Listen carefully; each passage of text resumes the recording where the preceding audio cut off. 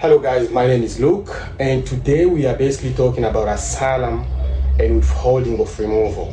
Many people been asking me to help them to apply for the asylum or with the asylum application, especially for the newly arrived migrants. A lot of people been contacting my office, been contacting me that we should help them with this asylum application. In this very video, we're going to briefly talk about how to file for your asylum and get it approved. And what you have to avoid is to make your asylum denied. And what are the claims? What type of people can apply for asylum? Because asylum is not for everybody. Asylum is not basically for everybody. It's a specific type of people who can go and apply for asylum and get it granted. So before you can try to apply for asylum, time is very, very, very important. You have to apply for asylum in the United States within 1 year from your arrival. Again, the earlier you apply, the better is for you, because the earlier you apply is going to help you get your work authorization and your social security card. These documents are going to help you get your driver license and get your life together so you could get really a good job.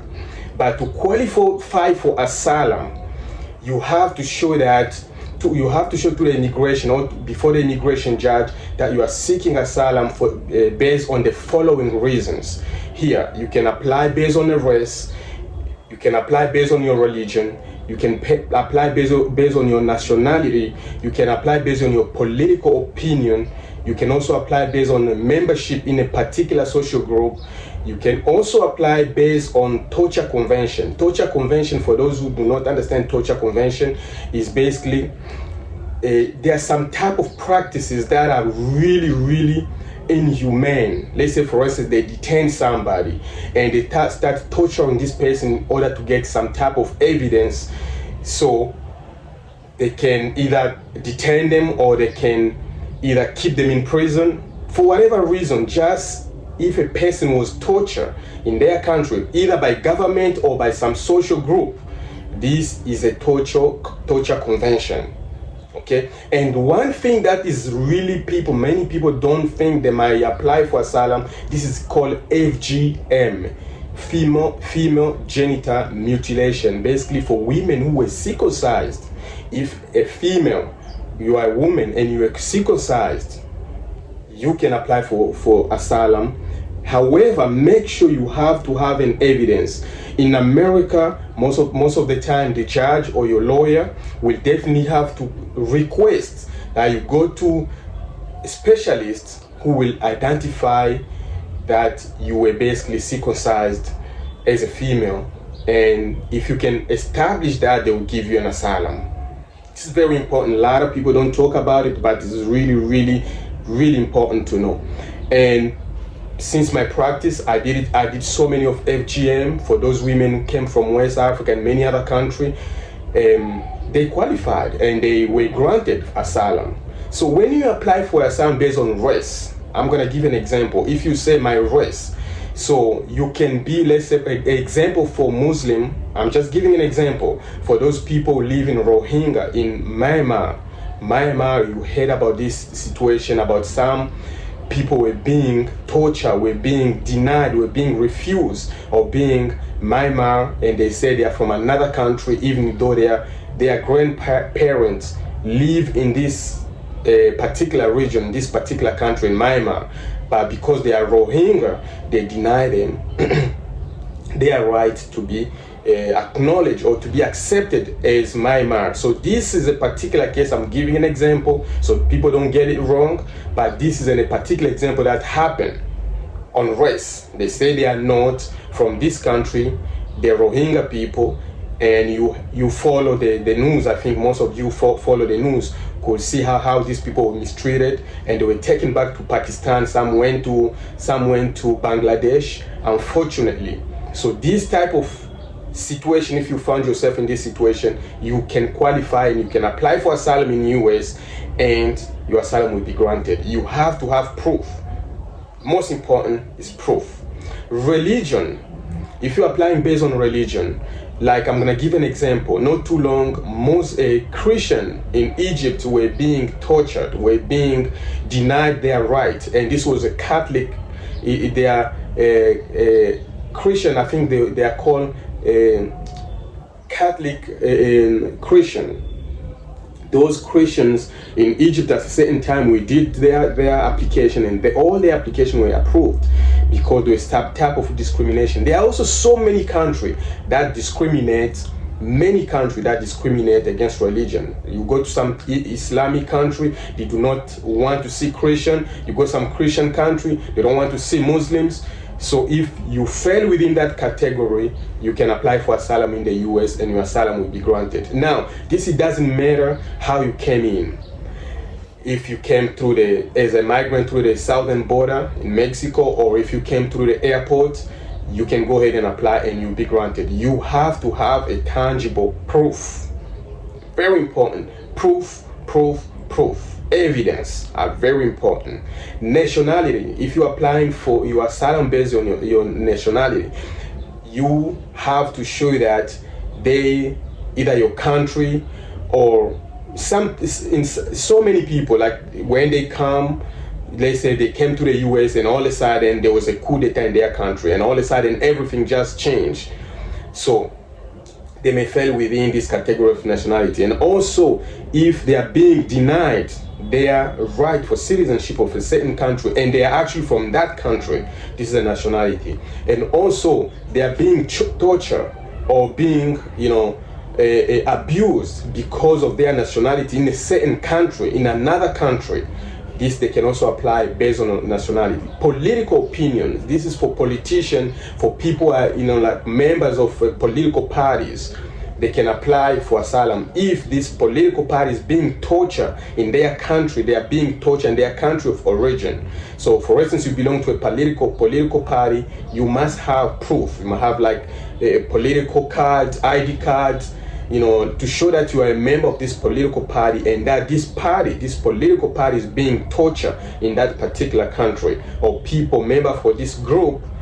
The government does not like this opposition or whatever, for whatever reason. If you can establish or prove that yes, I was being tortured in my country, or I was detained, or just horrible things happened to you because of your political opinion, automatically you must have again evidence. You can go ahead and apply for your asylum and your asylum will be granted if it's well prepared. Membership in a particular social group. This is like gangs. Okay, some people are being forced to become gangs. Some people are being forced to become like drug dealers. They can actually force you. You see, they take little kids, they take women by force, and they start dealing drugs. Or they belong to like the Mara. The Mara. These are like the gang groups. Lot of social groups. If you can establish that yes, you were either forced or you were being mistreated because you did not belong to this group, or because you belong to this group, or for whatever reason, or you were forced to be a member of a particular group, you must have again evidence that this happened to you. You were tortured because of a social group or membership in a particular social group. You might go ahead and apply. I hope you guys really understand what I'm saying here. Very important. And if you do not understand what I'm saying, you can always email me, you can always text me, and I'll be more than happy to help you. Again, I would like to ask you guys here to go ahead and follow my page, subscribe, and weekly I do like 3 videos. I have a YouTube channel, The Matthews Immigration. The Matthews Immigration is on YouTube channel. I have a Facebook page. All these stuff are brand new, so I'm growing my channels, and I'm gonna continue to basically put this stuff online so you guys can get a little bit education on what is going on. I'm doing this because this is what I've been doing for years, since 2007 to now. So I'm really an expert and I know what I'm telling you. So let's go back to what we were talking about. Again, follow, subscribe, like, and share. That's all I can ask you. Again, let's go back to what we were talking about. we are talking now about a torture convention. Torture convention, these are like inhumane practice, like they either can come and torture people, like what happened, for instance, to the Jewish. The Jewish people were tortured back in the Nazis. You heard about this story about the Nazis. These are torture conventions. They basically take an entire situation, entire country, entire nation, and persecute them. Or it could be even an individual person. They take this person and persecute this person. So for some reason, this is a torture convention, and a person can go back and apply, and they can get their asylum granted. FGM, or female genital mutilation. This is a circumcision. Basically, a lot of women, a lot of them, you might not realize. Doing this job, I came to understand so much. So many female were or are circumcised. It's just crazy. Basically, circumcise a female so that they won't have that feeling of a man. And unfortunately, it's a practice that is very common in many countries. I'm not trying to pick up a certain country, but I know a lot of regions where female genital mutilation is being practiced. And if you fall within this category, that you're a woman and you're circumcised for some reason, so you cannot have the feeling of a man, you can go ahead and apply for asylum, and your asylum will be granted. A lot of lawyers, a lot of people don't know about that. So it's very important to understand that. This comes with experience. After you did it for many years, you come to understand this stuff. So if you you go to immigration or before immigration judge or immigration office, and you say to them, I've seen this many times, and people come to me a lot of time, oh, my country is very bad, we don't have money, we are very poor. This will not make your asylum claim granted. If you say my country is very poor, we have this, or there's insecurity, there's this, really does not fall within the classification or the 7 types of asylum seeking, basically, which is religion, race, nationality, political opinion, membership in a particular social group, of torture convention, FGM, which is a female genital mutilation. If your asylum claim is not within those categories, and you come just to say, I'm very poor and my country, we were suffering and this and that, it's never gonna work. So if just because your country is very poor, it does not mean you can go ahead and apply for asylum in America, because they look at it as a situation within a country. Because even in America, you have millions, and if you are living in America now, you will understand that there are millions of people who are poor, homeless. They are everywhere in America, they're everywhere in the world. So you cannot come and say, I was a homeless, therefore I'm trying to apply for asylum in America. Your claim will not take. So again, make sure that you apply your asylum within 1 year. Again, the reason for that, so you can get your work permit earlier. The earlier you apply, the better is for you. Okay, my advice here is to fill your asylum application again within 1 year, so you can get your social security and your work permit.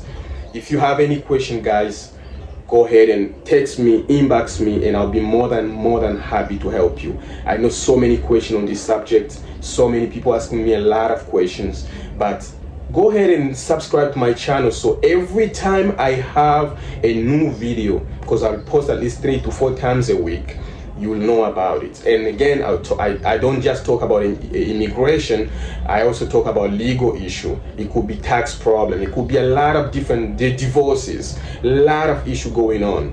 So before I conclude, I would like to say, if you came to apply for asylum, you came through a border, which is a Mexico border or any other border, and you came and you wasn't inspected, you can go ahead and apply, but you must make sure that your category within what we just spoke earlier.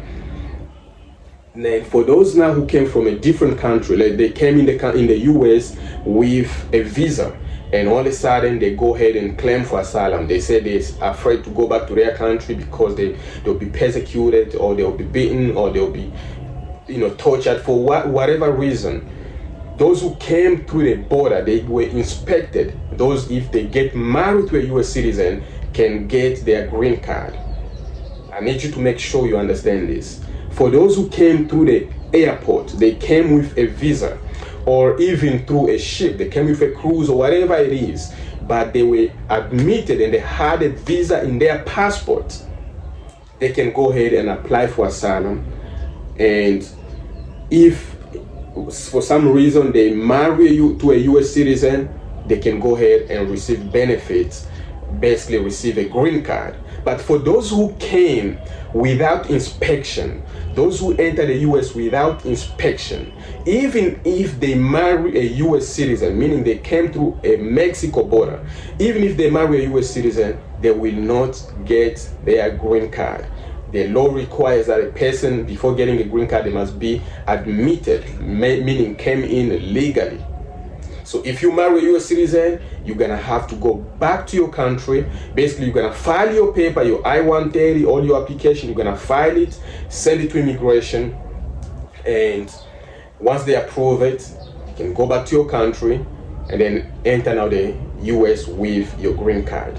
So if you have any question on this, contact me and I'll be more than happy to help you. Again, if you want to file for any type of immigration benefit, contact me and I'll be more than happy to help you. I've been doing this for years and years and years, since 2007 to now.